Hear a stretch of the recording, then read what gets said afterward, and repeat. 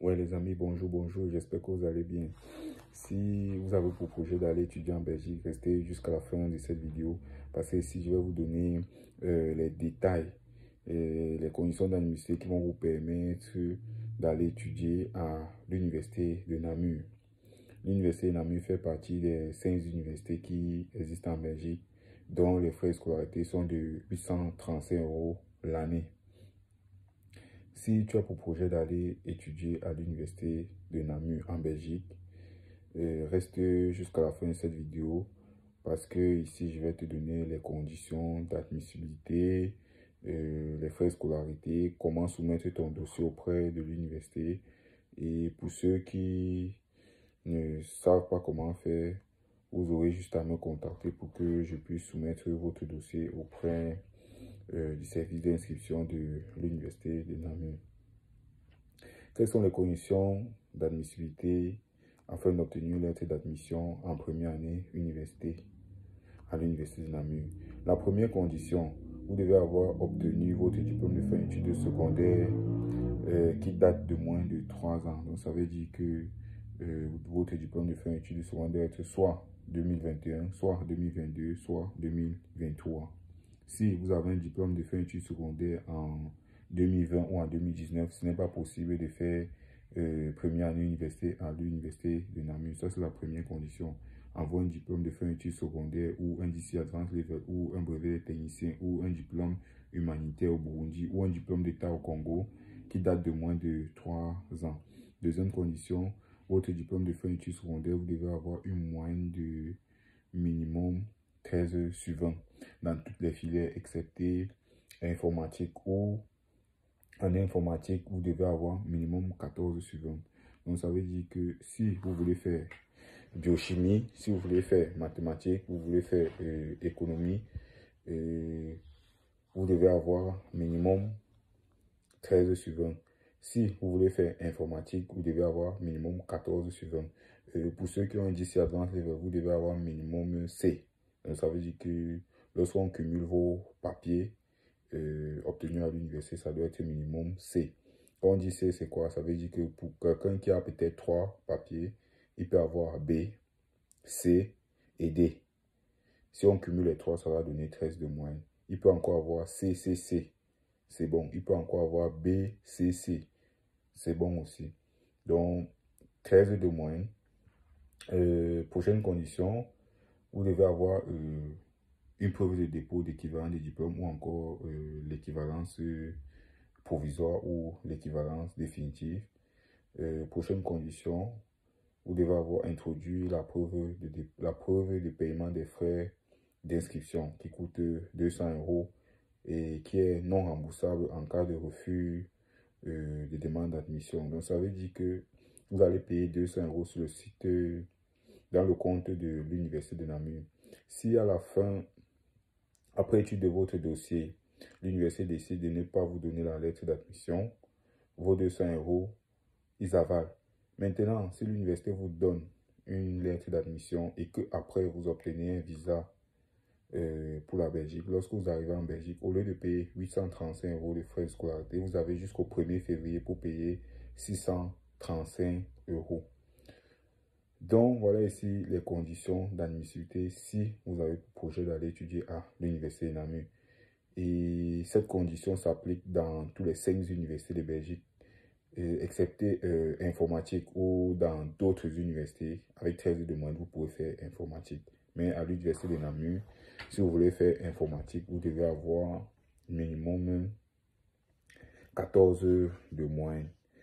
Maintenant, on va aller au niveau des conditions d'admissibilité pour ceux qui veulent faire le master à l'université de Namur. C'est presque la même condition, c'est-à-dire avoir une licence avec minimum 14 sur 20, toutes les filières. C'est 14 sur 20. Je dis bien toutes les filières, que ce soit sciences de gestion, sciences de l'ingénieur de gestion, sciences pharmaceutiques, sciences biomédicales, chimie, physique, mathématiques. Vous devez avoir minimum 14 sur 20. Donc, ça veut dire que quand on cumule votre moyenne de première, deuxième et troisième année université, ça doit donner minimum 14 sur 20. Maintenant, pour certaines filières ils exigent un B2 en anglais. Par exemple, en master 60 ou 120 crédits en sciences de la gestion ou encore en ingénieur de gestion, ils exigent un B2 en anglais. Et maintenant, pour toutes les filières, ils exigent un B2 en français si vous n'avez pas fait vos études précédentes en langue française. Donc, si vous avez pour projet d'aller étudier à l'université Namur, qu'est-ce qu'il vous faut savoir avant de soumettre votre dossier auprès de cette université? Les frais de scolarité, 835 euros. Les frais d'inscription, 200 euros non remboursables en cas de refus des demandes d'admission. Vous devez avoir 13 suivants si vous voulez faire première année université, excepté informatique où vous devez avoir 14 suivants. Vous devez avoir un diplôme de fin d'études secondaires qui date de moins de 3 ans, c'est-à-dire 2021, 2022, 2023. Vous êtes éligible à soumettre votre dossier, que ce soit à l'université Namur, que ce soit dans les 4 autres universités. Vous respectez les conditions d'admission. Avoir une preuve de dépôt de dossier d'équivalence des diplômes ou encore l'équivalent provisoire ou l'équivalence définitive. Si vous avez vous avez tous ces éléments, vous avez le profil pour soumettre votre dossier à l'université de Namur en première année université. Si c'est pour faire master, vous devez avoir votre bachelier ou licence avec minimum 14 de moins. Donc, on cumule première, deuxième, troisième année université, ça doit donner 14 de moins. Maintenant, on a fini avec l'université de Namur. Je reviens sur les étudiants qui ont obtenu leur diplôme de fin d'études secondaires ou avec 10, 11 ou 12 de moyenne. Sachez qu'il y a toujours la possibilité pour vous d'aller étudier en Belgique. Seulement, il y a plusieurs écoles aujourd'hui qui demandent l'équivalence définitive. Donc, ça veut dire que la plupart des écoles aujourd'hui en Belgique exigent l'équivalence définitive pour soumettre votre dossier en première année université.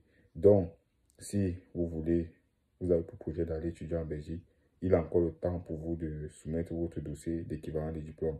Parce que le service des équivalences prend 14 semaines pour étudier le dossier d'équivalent des diplômes. Et après un mois, 1 ou 2 mois, il délivre parfois déjà l'avis des experts. Et avec l'avis des experts déjà, ça c'est l'équivalent définitif. Vous pouvez déjà soumettre votre dossier auprès de certaines hautes écoles. Et sachez qu'en Belgique, il y a plusieurs types d'écoles. En Belgique, il y a les universités, elles sont 5 ou 6. Il y a les hautes écoles, il y a une trentaine de hautes écoles. Il y a les promotions sociales qui sont toujours les écoles publiques. Il y a les écoles d'art qui sont aussi toujours les écoles publiques.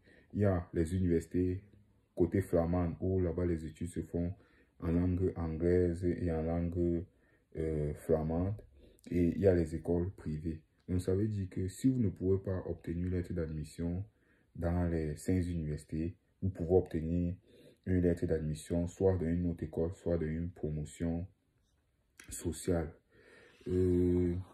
Pour ceux qui ont pour projet d'aller étudier en Belgique, sachez que le projet pour aller étudier en Belgique se fait sur une année.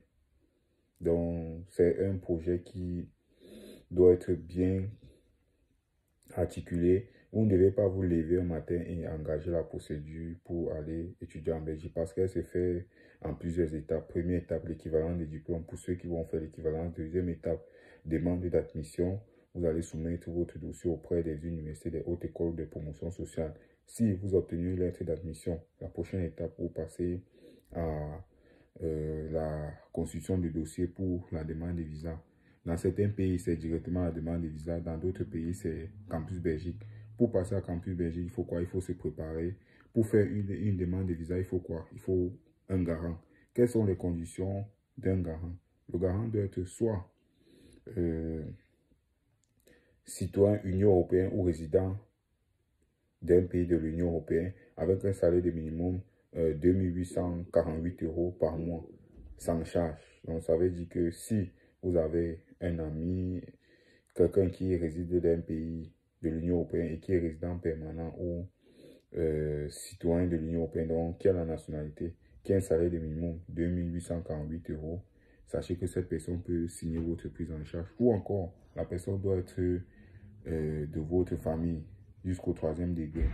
Jusqu'au 3e degré, c'est quoi?